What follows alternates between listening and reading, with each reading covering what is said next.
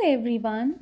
यून चान और हान ग्यूल जब किस करते हैं तो हान ग्यूल कुछ पल के लिए अपनी आंखें बंद कर लेता है, लेकिन फिर अचानक डरकर यून चान को खुद से दूर धकेल देता है। यून चान को तो इस बात का कोई फर्क नहीं पड़ता। वो कहती है कि इस किस ने उसे फिर से एनर्जाइज कर दिया है। वो उसे उसके ब्लाइंड डेट्स की याद दिलाती है जब हान ग्यूल ने खुद अपनी मर्जी से यून चान को किस किया था। हान ग्यूल झूठ बोलते हुए इस बात से इनकार करता है और यून चान उससे कहती है कि अगर तुम्हें इस किस से कोई पॉजिटिव एनर्जी नहीं मिली तो फिर तुमने अपनी आंखें बंद क्यों कर रखी थी। इन दोनों में थोड़ी बहस तो होती है, लेकिन शुक्र है इन दोनों के बीच चीज़ें ख़राब नहीं होती और वो साथ में बाहर बैठकर ड्रिंक करते हैं। यून चान चढ़ाने के लिए किस करने की आवाज़ें निकालती रहती है तब तक जब तक कि हान ग्यूल ने उसे धमकी देकर रोका नहीं। यून चान कहती है कि हान ग्यूल को ऐसे बने रहने की बिल्कुल भी ज़रूरत नहीं है। ये दिखावा बनाए रखना, मुश्किल समय से गुजर रहे हो तो उसे ना मानना और जब कुछ पसंद हो तो उसे एक्सेप्ट ना करना। हान ग्यूल सोचता है कि वो अपनी दादी के सामने कैसे बर्ताव करे और यून चान अपने पिता की एक कहानी सुनाती है जो लंबे समय से बीमार थे और फिर चल बसे। वो उनके बिस्तर के पास लेटी रहती थी जब वो सो रहे होते थे, या जब माँ ने डांटा तो वो उनके पास चली जाती थी। जिस दिन वो मरे वो उस दिन स्कूल जाने के लिए निकल रही थी और उसने सोचा था कि जब मैं वापस लौटूंगी तो हो सकता है कि पापा यहाँ हों ही ना। यून चान धीरे धीरे हान ग्यूल के रिएक्शन जानने के लिए पूछती है कि अगर मैं लड़का होती तो क्या हम डेट कर सकते थे। हान ग्यूल क्यूरोसिटी से उसकी तरफ देखता है और बोलता है कि तुम लड़का हो तो ही अच्छी हो, वरना ऐसी लड़की जो मुझे डेट करने के लिए परेशान करे वो तो मेरा सरदर्द बन जाएगी। ऐसी लड़की को मैं क्यों डेट करूँगा। हान ग्यूल उससे कहता है कि उसका अब मस्ती करने का समय ख़त्म हो चुका है, उसे शादी करनी होगी, इसीलिए उसे एक ऐसी लड़की से मिलना चाहिए जिसे उसकी दादी और माँ पसंद करें। यून चान सोचती है कि इसका मतलब ये है कि कोई कॉरपोरेट परिवार की बेटी, और हान ग्यूल कहता है कि ऐसी लड़की ही उसकी दादी को पसंद है। यून चान अपनी बहन यून साई से बात करती है और सोचती है कि क्या उसे सच बताना चाहिए कि वो लड़की है। यून चान उससे कहती है कि जब मैं कैफ़े में होती हूँ तो मेरा मन करता है कि मैं बस उसके पास रहूँ और उसके पास ही रहूँ और मुझे कुछ नहीं चाहिए। इस बातचीत के कुछ देर बाद यून चान थोड़ी चिंता में आ गई थी, जिस पर यून साई उसे दो ऑप्शंस बताती है कि या तो उसे सच बता दो या फिर रोमांटिक रिश्ता भूलकर लड़के के रूप में ही उसके करीब रहो। अब सवाल ये था कि यून चान सच बताएगी या अपनी पहचान छुपा कर रहना चुनेगी। यून चान हान ग्यूल की दादी से मिलने उनके साथ जाती है। वे साथ में गो स्टॉप खेलते हैं। तभी यून चान देखती है कि दादी और पोता कुछ गुपचुप बातचीत कर रहे हैं, शायद इस गेम को जीतने की कुछ साजिश कर रहे हैं। हालांकि दादी थोड़ी नाराज होती है, लेकिन उसे अच्छा लगता है कि यून चान उसे बीमार समझकर जानबूझकर उससे हार नहीं रही है। इस दौरान हानसुन और यूजू भी मिलने आते हैं इन लोगों से। इस सीन में हानसुन यून चान की सबके साथ एकदम कंफर्टेबल हो जाने की कला की तारीफ करता है। हानसुन बताता है कि यून चान हर किसी के साथ अच्छा व्यवहार करती है और अगर उसे मौका मिले किसी भी काम को कर सकती है और ऐसा कुछ नहीं है जो वो नहीं कर सकती। वो बहुत ही अनोखी है। हान ग्यूल अपनी दादी की तबीयत बिगड़ जाने की वजह से बहुत परेशान था और यूजू उसे सहारा देने के लिए अपना कंधा देती है, लेकिन हान ग्यूल उसकी गोद को ही आरामदायक समझता है और उसकी गोद में लेट जाता है। वो लेटकर बताता है कि उसे अपनी दादी के साथ ज़्यादा वक्त ना बिताने का कितना अफसोस है। यून चान और हानसुन ये सब होता हुआ देखते हैं और यून चान को उन्हें साथ में देखकर बिल्कुल भी अच्छा नहीं लगता। हानसुन भी उसकी भावनाओं को अच्छे से पढ़ लेता है। काम पर वापस जाते हुए यून चान चिड़चिड़ी और बुरी तरह गुस्से में होती है, जिससे हान ग्यूल सोचता है कि उसे हुआ क्या है। यून चान कहती है कि वो हानसुन की वजह से परेशान है क्योंकि हानसुन अपनी गर्लफ्रेंड की वजह से परेशान है। हान ग्यूल आगे कुछ बोलना तो चाहता था, लेकिन अपनी फीलिंग्स के चलते कुछ कह भी नहीं पाता। इस खराब माहौल के साथ यून चान कैफ़े पहुंचती है और अकेले ड्रेसिंग रूम में जाकर अपने गुस्से के आंसू को पोंछती है।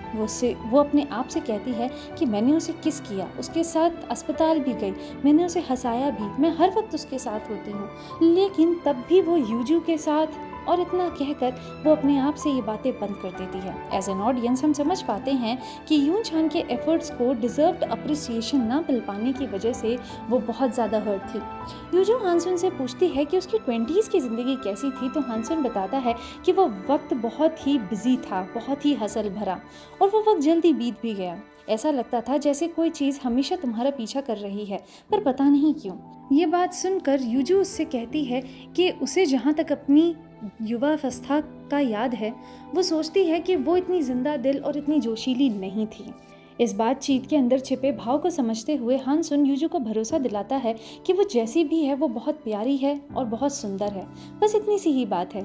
यूजू आधे मजाक में कहती है कि वो अब और सहन नहीं करेगी कि किस तरह से हान सुन यून छान के आगे पीछे घूमता रहता है और उसे अटेंशन देता है। उसने बहुत लंबे वक्त तक एक अंडरस्टैंडिंग गर्लफ्रेंड बनने की कोशिश की है, लेकिन किसी भी चीज़ की एक हद होती है। कैफे में मिन युप सुनकी से कहता है कि वो सुनकी का सीक्रेट किसी को नहीं बताएगा। इन दोनों के बीच में दोस्ती भरी कॉन्वर्सेशन होती है, जिसके चलते सुनकी मिन युप को बताता है कि पहले उसे लगता था कि वो जापानी है, लेकिन बाद में उसे पता चला कि वो आधा जापानी और आधा कोरियन है। सुनकी ने मिन युप को अपनी लाइफ का इतना बड़ा सीक्रेट बताया था और इस हिसाब को बराबर करने के लिए मिन युप सुनकी को बता देता है कि यून छान लड़का नहीं बल्कि लड़की है। यून छान हान ग्योल से नाराज है और काम करते हुए उससे दूरी बनाए हुए है।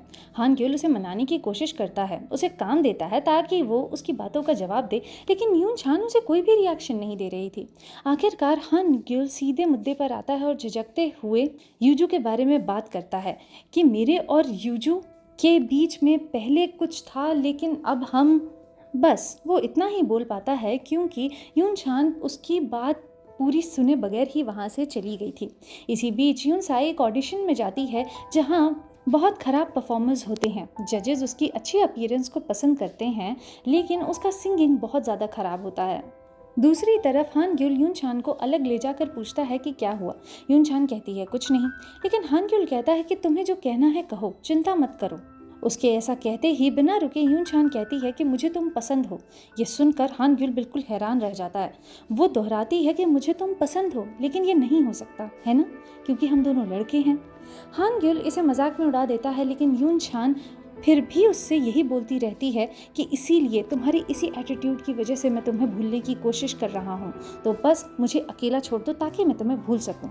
हॉस्पिटल में हान ग्योल को साइकाट्री का एक बोर्ड दिखता है और वो उस डॉक्टर की सलाह लेने जाता है। डॉक्टर पूछता है कि क्या उसने कभी लड़की बनने की इच्छा जताई है या मेकअप करके महिला जैसा दिखने की कोशिश की है। हान ग्योल इन सवालों का जवाब नहीं में देता है, लेकिन डॉक्टर जो थोड़ा पागल लग रहा था उसकी बात नहीं सुनता और मान लेता है कि वो सभी के सभी जेंट्स की तरफ अट्रैक्टेड है। डॉक्टर उसे कुछ दिन की दवाई देता है। वैसे क्या आप लोग जानते हैं कि कोरिया में 70s के ज़माने में ही होमोसेक्सुअलिटी को एक्सेप्टेंस मिल गया था और आज के टाइम में ये डॉक्टर ऐसी बातें कर रहा है। मिन युप यून साए को फूलों का गुलदस्ता देता है, लेकिन वो अपनी फेल हुई ऑडिशन की वजह से बहुत ख़राब मूड में थी और अच्छा व्यवहार करने का उसका बिल्कुल भी मन नहीं था। वो मिन युप को गाली देती है, कहती है कि उसे ऐसे भोले वाले लोगों से नफरत है। जब मिन युप उसे अकेला छोड़ने से मना कर देता है तो यून साए उसके फूल को ज़मीन पर फेंक देती है। बेचारा मिन युप। यून साए से कहती है कि उसे लग रहा है कि हान ग्योल के साथ उसका रिश्ता उलझ सा गया है, लेकिन फिर भी वो उसे पसंद करती है। यून साए उससे कहती है कि उसे अपनी फीलिंग्स पर कंट्रोल करके मूव ऑन करना चाहिए, बजाय इसके कि वो उलझी रहे। यून साए की गले में अटकती हुई आवाज़ सुनकर यून छान अपनी बहन को तसल्ली देती है, क्योंकि वो अपने ऑडिशन में फेल हो गई थी और इसी वजह से रो रही थी। डीके यानी कि यूजू का एक्स बॉयफ्रेंड यूजू की गैलरी पर आता है ताकि वो उसके नए खुले जाने वाले रेस्टोरेंट को डिज़ाइन करे। वो चाहता है कि यूजू ही सब कुछ करे। कैफ़े में काम पर सुनकी खास तौर पर यून छान की चेस्ट की तरफ देखते हुए पूछता है कि तुमने इसे कैसे फ्लैट किया। यून छान समझ जाती है कि मिन युब ने उसे सब बता दिया है और उससे मिलने जाती है, लेकिन मिन युब यून साए की वजह से बहुत ज़्यादा उदास है। हारिम उसे यून साए को मनाने में मदद करने की हेल्प ऑफर करता है, लेकिन उनकी बहस हान गिल द्वारा बीच में ही रुकवाई जाती है। वो इन दोनों को लड़ना बंद करके कस्टमर्स के पास वापस जाने के लिए कहता है। तभी वहाँ पर यून छान आ जाती है और उसे चिल्लाते हुए देखकर जवाब देती है कि हान ग्योल अपनी चिल्लाहट से ज़्यादा लोगों को परेशान कर रहा है। हान ग्योल कड़क आवाज़ में उससे बात करता है, लेकिन चूंकि उसने आखिरकार यून छान से फिर से बात करनी शुरू कर दी थी, इसीलिए वो खुद ही अपने आप में मुस्कुराने लगता है। हान ग्योल उससे पूछता है कि क्या उसने उसके लिए अपनी भावनाओं को लगभग भुला दिया है, और वो जवाब देती है कि वो धीरे धीरे अपने मन से उसके लिए फीलिंग्स को निकाल देगी, और जब ये फीलिंग्स पूरी तरह से निकल जाएंगी तो वो हान ग्योल को बता देगी। हान सुन के घर पर इंस्ट्रूमेंट्स के साथ खेलते हुए हान सुन नोटिस करता है कि यून छान आज अच्छी लग रही है। वो जवाब देती है कि उससे समझ में आया है कि दिल की सुनना ज़्यादा बेहतर होता है, भले ही दिल की सुनना कितना ही ज़्यादा मुश्किल क्यों ना हो। वह हान सुल का कंपैरिजन सैंटा से करती है और वो पियानो बजाने के साथ साथ बहुत अच्छा गाना गाते हैं। यून छान को साथ लेकर हान ग्यूल अपनी दादी के पास जाता है। हान ग्यूल देखता है कि इस बार यून छान और उसकी दादी के बीच में बॉन्डिंग बहुत अच्छी हो रही है। वो अपनी दादी से वादा करता है कि वो कड़ी मेहनत करेगा ताकि सक्सेसफुल बन सके। रात को एक पार्क में कुछ बदमाश यून साई को परेशान करते हैं। यून साई डरती नहीं और उनकी फोटो लेकर पुलिस को भेज देती है। जब हारिम और सुनकी को पता चलता है कि उनका एक बहुत ही सिंपल सा प्लान यून साई को मिनयुप के सामने अच्छा दिखाने का अनसक्सेसफुल हो रहा है, तो वो यून साई का फ़ोन खींचने की कोशिश करते हैं। यून साई इससे घबरा जाती है और उसके रिएक्शन को देखकर मिन यूप अचानक आकर उसके झूठ मूठ के हमलावरों से सख्ती से निपटता है। इस वजह से यून साई थैंकफुल भी होती है और इम्प्रेस भी होती है, जिससे मिन यूप अब बहुत ज़्यादा खुश था। हान सुन के घर वो यून छान के लिए एक और गाना बजाता है और ऐसा लगता है कि पिछले कुछ एपिसोड से वो उसे एक नए नजरिए वो बिना कुछ कहे बस यून छान को किस कर देता है। यून छान उसे धकेल कर बाहर दौड़ती है और सामने से उसे यूजू मिल जाती है। यूजू वहाँ घर के अंदर आ ही रही थी। यून छान का इस तरह से घबराते हुए घर से बाहर निकलना उसे काफ़ी अटपटा लगता है। वो घर के अंदर जाकर हानसुन के परेशान चेहरे को देखती है और बस इतना कहती है कि मैं कल तुमसे बात करूंगी। अगले दिन यून छान हारिम से पूछती है कि क्या उसने कभी किसी को किस किया है और क्या लोग सच में इतनी आसानी से किस करते हैं। हारिम तुरंत ये सोच लेता है कि यून छान की कोई गर्लफ्रेंड बन गई है और वो हांग्युल को इस बारे में बताता है। कहता है कि उन्हें सबको मिलकर यून छान की मदद करनी चाहिए। हांग्युल यून छान से कहता है कि उसे कैफ़े में लेकर आओ। उसका मतलब उसकी नई गर्लफ्रेंड से था और फिर जल्दी से खाली रसोई में जाकर डॉक्टर की दवाई खा लेता है। जैसे यून छान ने अपने बीमार पिता के साथ किया था, वैसे ही हान ग्युल अपनी दादी से मिलने जाता है और उनके सोते वक्त उनके बगल में लेट जाता है। जाते समय उसके पिता उसे ड्रिंक के लिए बुलाते हैं और कंपनी में शामिल होने को कहते हैं। उन्होंने उसके लिए मार्केटिंग में एक नई नौकरी भी तैयार कर रखी है। हान ग्युल आखिरकार अपने पिता का सामना करता है और कहता है कि उसके पिता नहीं जानते कि वो क्या चाहता है। वो दादी से किए हुए वादे के मुताबिक 3 महीने में वापस न्यूयॉर्क लौट जाएगा। उसका पिता उसकी खिल्ली उड़ाते हुए कहता है कि वो बस खिलौने बनाने में दिलचस्पी रखता है और हान ग्युल नोटिस करता है कि वो जो भी करता है उसके पिता उसे सिर्फ चुप्पी से ही जवाब देते हैं। लेकिन आज वो उसे एक बहुत ही कड़वी बात बोलते हैं कि अगर मुझे पता होता कि तुम मुझे ऐसे अनदेखा कर दोगे तो मैं तुम्हें कभी अपनाता ही नहीं। हान ग्युल यून छान को बुलाता है अपना मन हल्का करने के लिए और अपने बचपन की कहानी बताता है। वो बताता है कि वो अपने पापा के अफेयर से पैदा हुआ था और उसकी माँ जो बहुत ही ज़्यादा अच्छी थी उसने उसे अपना बेटा बना लिया। एक दिन वो स्कूल से घर जल्दी आया था और अपने बड़ों की बातें सुन ली थी। उसने सोचा था कि ये बात किसी को नहीं पता चलनी चाहिए, इसीलिए वो अब तक चुप रहा, लेकिन आज सच सामने आ गया और उसे इस बात का बहुत ज़्यादा पछतावा हो रहा है। जब हान ग्युल शराब पी के बेहोश हो जाता है तो यून छान उसे अपनी पीठ पर उठाकर उसके बिस्तर पर डालती है। उसका हाथ उसके ऊपर रखा होता है। उसके पास लेटकर वो उसकी आंखें बंद देखती है, फिर उठने लगती है, लेकिन हान ग्युल उसका हाथ कस के पकड़कर उसे फिर से नीचे बिठा देता है और उससे पूछता है कि तुम गे हो ना। यून छान फिर उठने की कोशिश करती है, लेकिन वो फिर से उसे नीचे बिठा देता है और फिर कहता है कि भले ही तुम गे हो पर मैं नहीं हूँ, तो मुझे सिड्यूस करना बंद कर दो। यून छान बड़बड़ाती है कि मैं उसे सिड्यूस कर रही हूँ? मैं तुम्हें सिड्यूस नहीं कर रही हूँ, बल्कि तुम ही ने मुझे यहाँ पर बुलाया था। हान ग्युल एक बार फिर उसका हाथ झटक कर अपने पास बिठाने की कोशिश करता है, लेकिन यून छान उससे दूर बैठ जाती है और हान ग्युल उससे कहता है कि चलो आज से हम बड़े भाई और छोटे भाई की तरह रहेंगे। हान ग्युल उससे कहता है कि हम उन दोस्त जैसे बनेंगे जो बिल्कुल भाइयों की तरह होते हैं, जिनका रिश्ता खून के रिश्तों से भी ज़्यादा करीब होता है। यून छान समझ जाती है और कहती है कि इसका मतलब ये है कि हम लाइफ लॉन्ग दोस्त रहने वाले हैं। हान ग्युल कहता है बिल्कुल, और वो उसे अपनी फ्रेंडशिप का सबूत देने के लिए उससे कहता है कि वो उसे एक ईयरिंग भी देगा। यून छान उसे टाल देती है, लेकिन माहौल हल्का हो जाता है। हान ग्युल यून छान के पीछे भागता है और बार बार कहता है कि आज से हम बिल्कुल बड़े भाई और छोटे भाई की तरह रहेंगे, और इस बात पर वो हाँ कर देती है।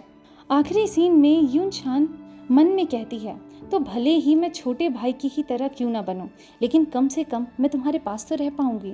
और जहाँ यूनछान के मन में ये चल रहा था, वहीं हानग्युल के मन में ये चल रहा था कि बड़ा भाई ही सही, कम से कम इस तरह मैं तुम्हें अपने पास तो रख पाऊंगा। और इसी के साथ ये एपिसोड यहीं ख़त्म हो जाता है।